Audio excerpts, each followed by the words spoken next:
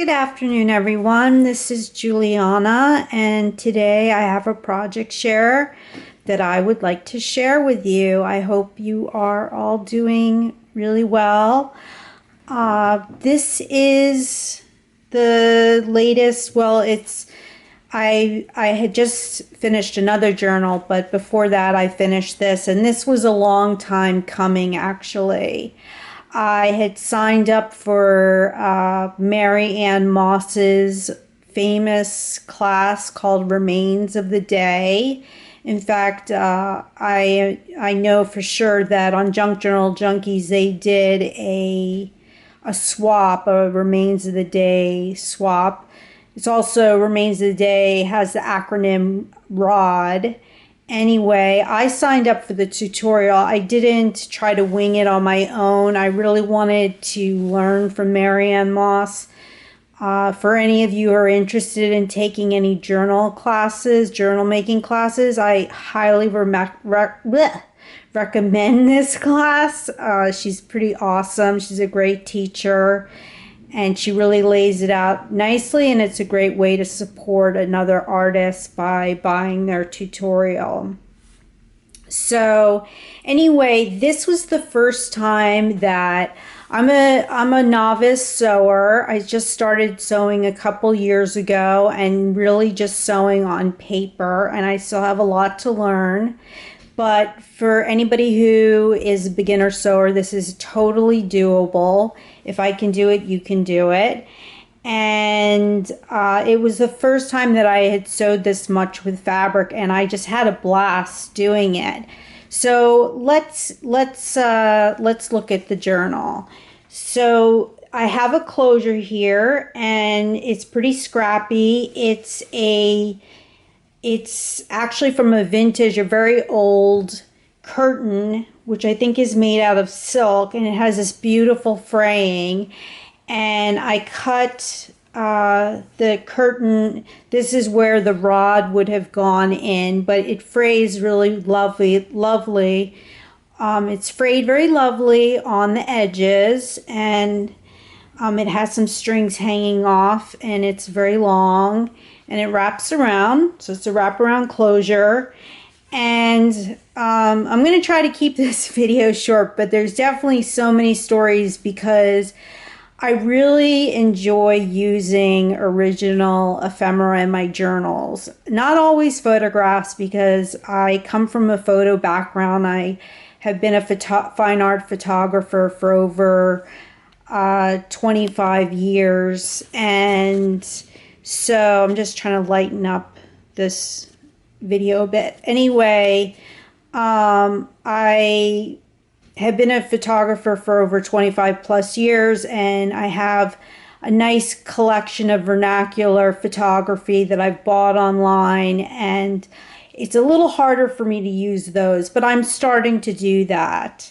So anyway, let me talk about the fabric on the outside. This is like a pink velvet. It's probably more like a velour, and that is not vintage. This, however, this trim is excuse me, I'm futzing with the lighting. I hope that the lighting is good enough, folks. This beautiful Victorian trim that was swapped to me from the fabulous Jerry Bellini, who has a YouTube channel here on YouTube called Recycled Parts for Arts, and she also has an Etsy store with incredible, really original things that she sells. And she also swapped this lace with me, and this on the side is this was a vintage runner that I cut up, and as you can see there are 4 signatures here. And while we're at it, let me give you a measurement of the journal. I didn't do the exact measurement that Mary Ann Moss did in the class. So this is 8.5 long, and it's got a wraparound spine closure. It's about 6 inches across. So this was a vintage runner that I bought in a flea market last summer. This is some more beautiful upholstery from Jerry Bellini. And I'm going to bring this in closer. I did some free motion. Without a free motion pedal, I used foot. I did my first free motion, which was a lot of fun. It's like driving like a crazy woman. And I don't have a driver's license, so it's the closest I'll ever get to driving. Anyway, so here's the sewn on closure. And inside I have a repurposed linen vintage curtain that I've used in many of my journals, and sadly I'm starting to run out of this beautiful linen. So on the left hand side is a little pocket that's made out of this beautiful lace, again from Jerry, and just a postcard. I'm going to try not to make this video too long. And so I have different scrapbook paper throughout. The point of this class is to use your leftovers and your scraps. And the thing is that last summer I just got overwhelmed with all of my scraps, as many of us do. And I ended up giving a lot of them away. And so when I had this project, I had lots of bits and bobs, little things that I was ready to use for this project. But I didn't have pieces of so much in the name, like so much in terms of scraps of paper.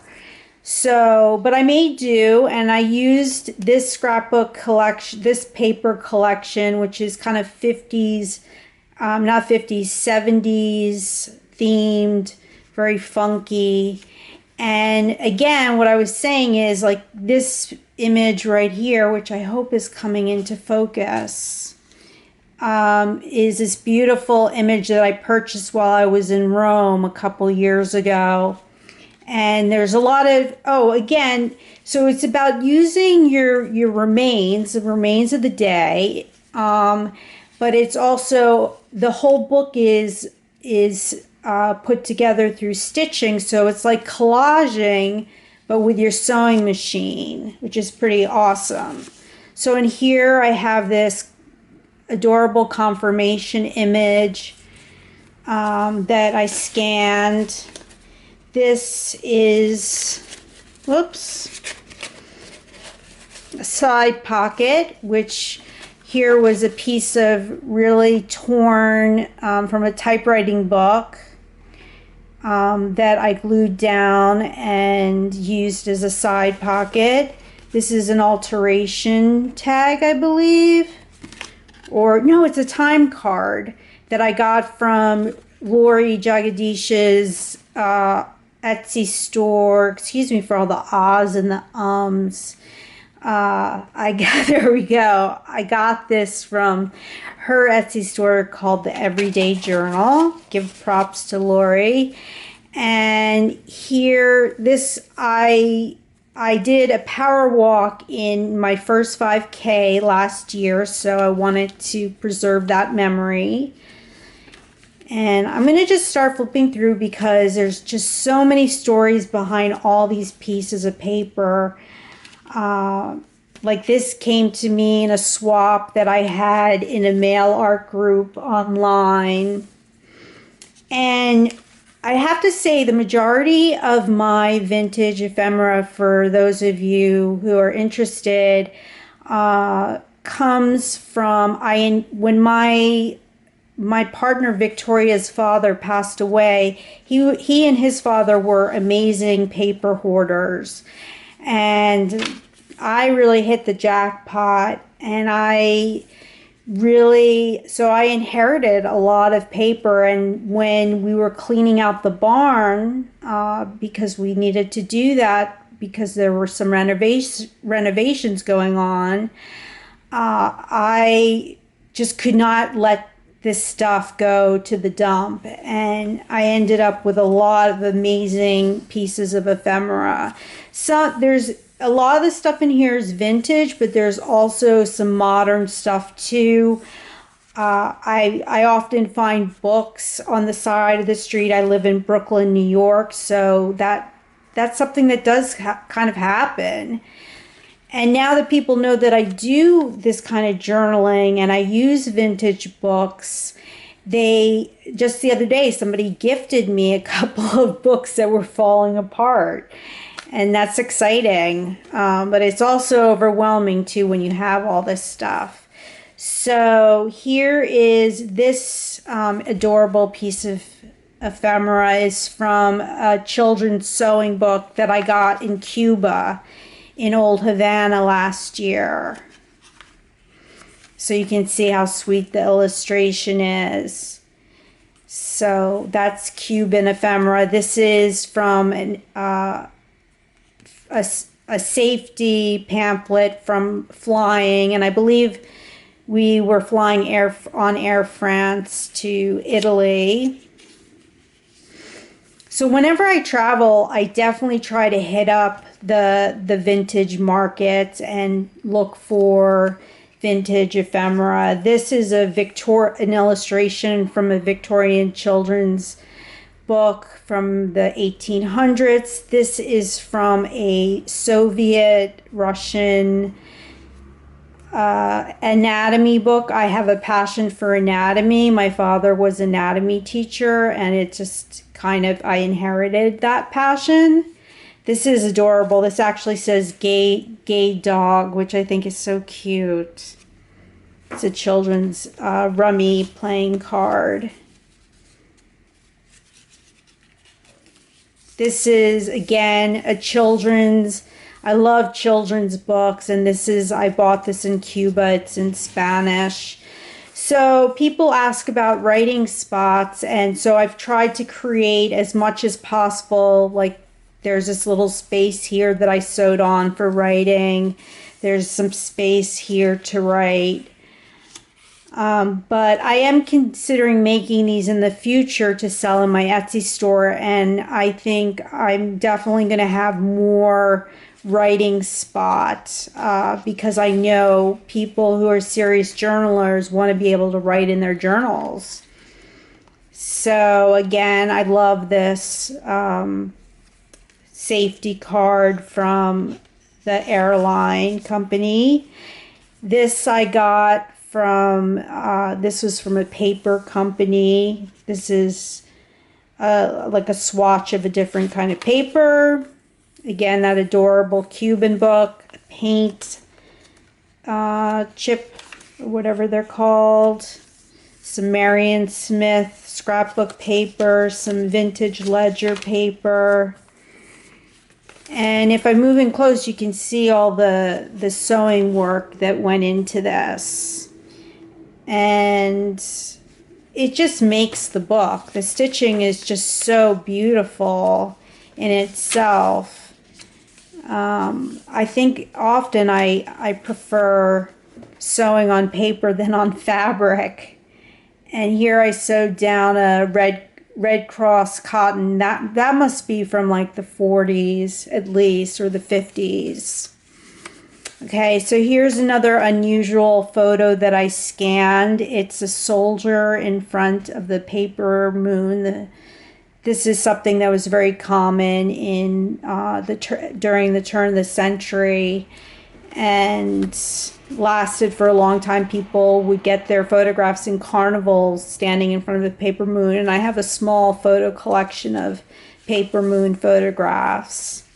And then I have this like modern paper, scrapbook paper over here. Here's another quirky image of two women hanging out on the porch having a cigarette together.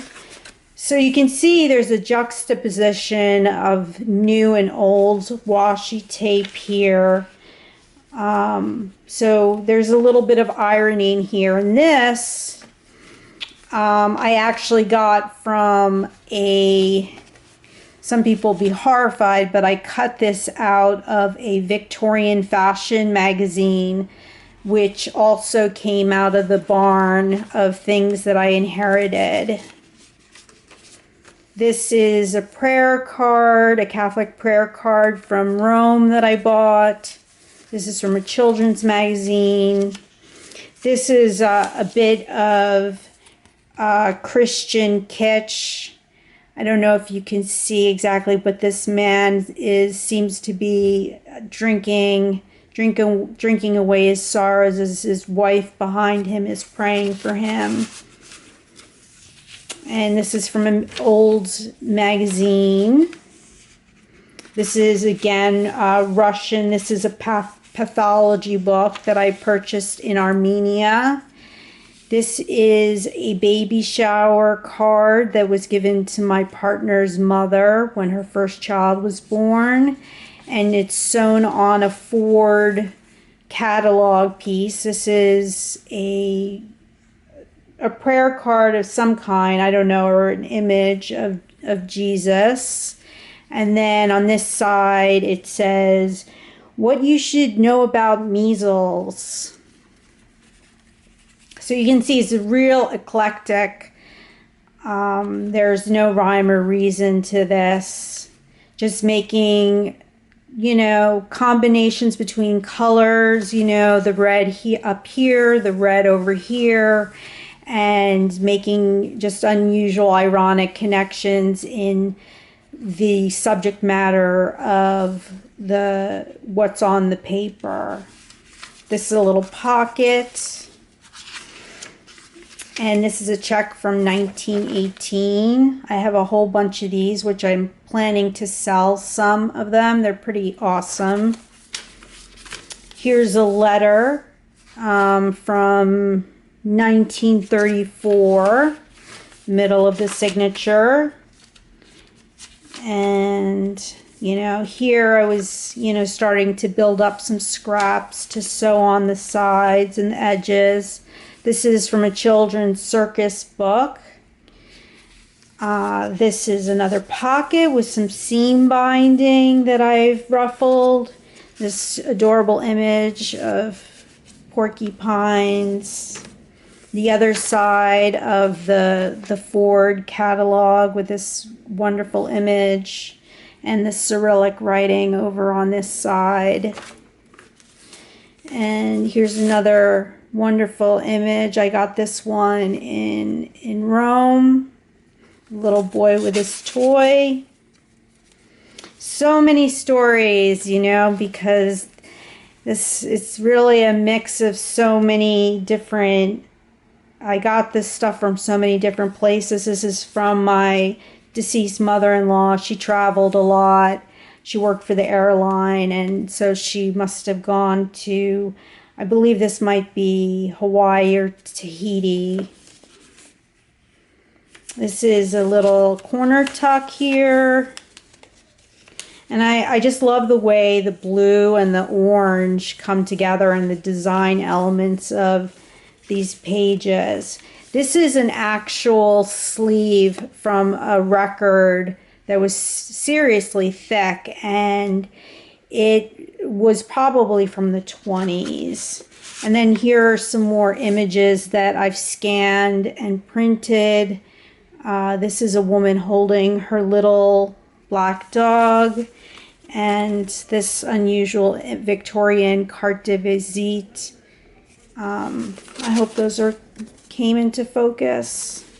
Anyway, tuck those back in. This is a third signature. And this is really funny. This is, I really hope this comes into focus. But this is a man, and it's not coming out so great, I think. But he is naked. He's lighting a cigarette, and he's got the newspaper over his privates.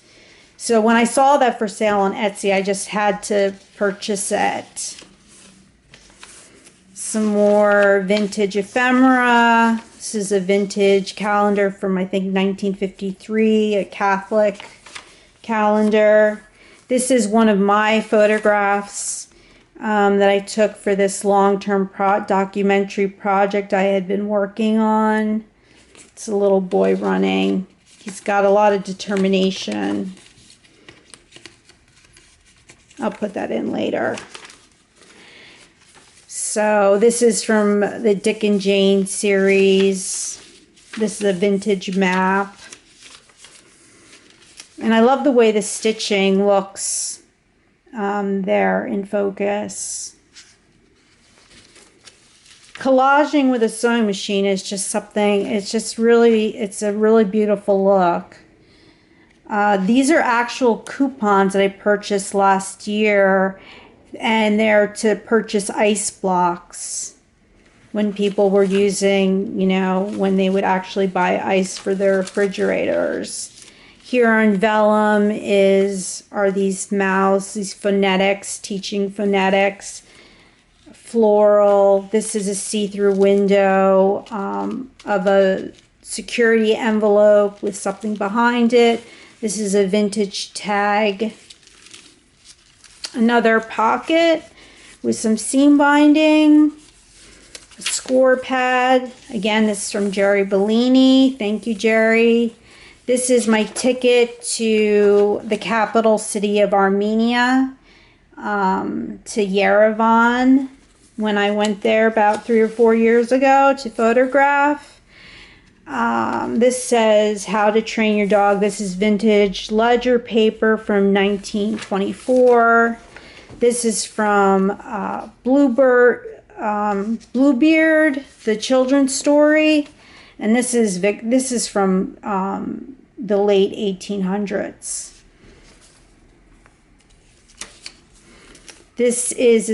I love the color combination of pink and orange. This is a doily that I made a colored spray myself with glimmer mist and sprayed. This is the other side of the vellum that I printed on. This is another tuck spot. I'll just show you quickly. This is an image. Please come into focus of dogs sitting, I purchased this off of Etsy, of dogs sitting around a table having some tea, proper little doggies. And this is just a scrap that I sewed on, another place to journal. But certainly in the future, I'm thinking of making some of these to sell, and it will have more just plain papers to write on, because most of the people that I've sold my work to in the past are serious journalers, and they want that space to write, and I get it. This is a real photograph that I inherited, and just 2 skiers. This was a pen pal sent this to me. It's a Pellegrino. This is an awesome ad from it's so retro. Love at First Bite.